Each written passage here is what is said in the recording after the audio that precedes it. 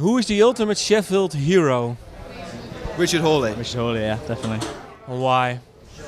He's like the godfather of Sheffield music, pretty much. He's like this 50s teddy boy guy. You'll always see him in a pub with a fag on, and he makes the most amazing music as well, like a real crooner type.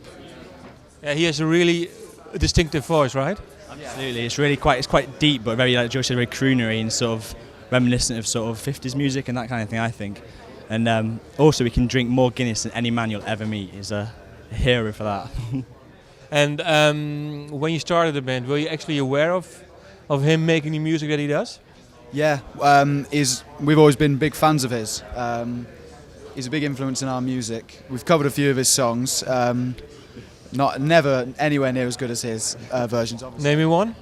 We did Born Under a Bad Sign for our EP, but we did it in our front room in our house, and so obviously it doesn't sound quite as good as his, but we think it's got a certain charm to it. Yeah. Well, your own songs, I think. Well, the EP has been released last year.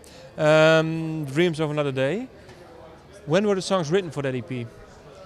It was a mixture. Most of them were the earlier ones. I think the idea of the EP was to sort of give people a taster of our earlier stuff before we progress into our our sound now. So most of them are kind of older songs. But how old?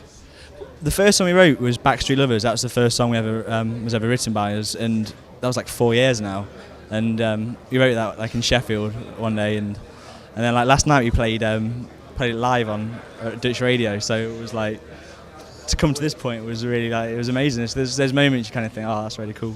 So why did you start writing songs? And can you explain how the four of you got together and decided, well, let's write a song? And how did it end up in this song?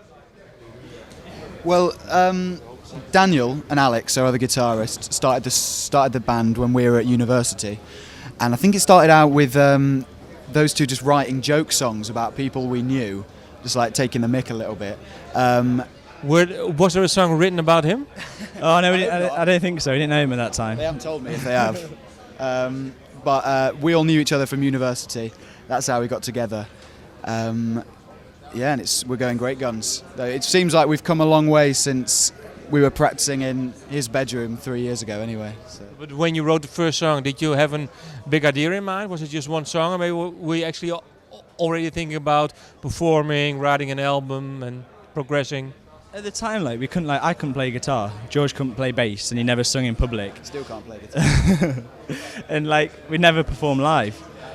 But I think even then, there were seeds of ambition that we'd get to do it, and we had loads of obstacles to overcome in terms of learning our instruments and stuff, and knowing what we're doing. But I think we always felt that we had it in us to kind of be a performing band. It was just a case of realising that and learning that. But the idea was always there to sort of do well, definitely.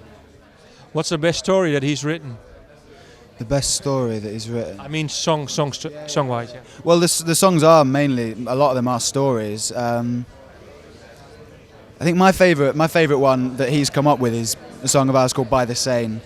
And I'll let him explain about it, but I just think it's a really nice, interesting story, like a really nice idea. But. Cheers, man. That's nice. By the Seine was I went to Paris about 5 or 6 years ago, and there was a man on the streets painting these amazing pictures, and then it started raining, and it sort of all washed down and washed all these pictures away. And I just thought it was a really powerful image to see him create this beautiful thing, and then just see it completely destroyed. So I wrote a poem about it when I was out there, and then we got a song together, and we just it just fit into the music. And then that's one that's, like George said, is a sort of a story, a sort of narrative to it.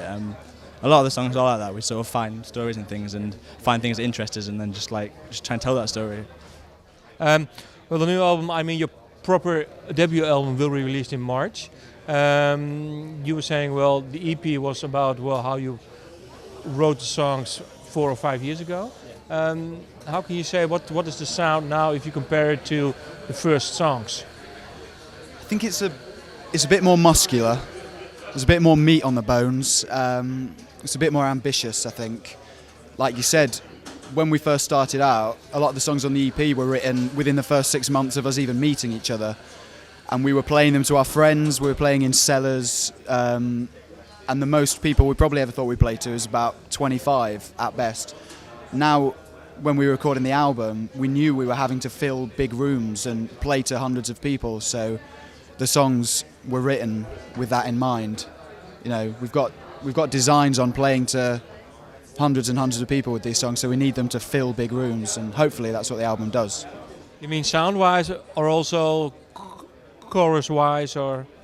I think we kind of needed to understand a little bit better what gets a crowd going, because we're ostensibly a live band and we love the reaction from the crowd, and we tried to tailor the songs to the live environment, didn't we? Like big choruses, lots of dancey rhythms and stuff. Bits. Lots of clapping bits, lots of sing-along bits. You know, we're a live band, we want to entertain people. First and foremost, we're entertainers, so yeah.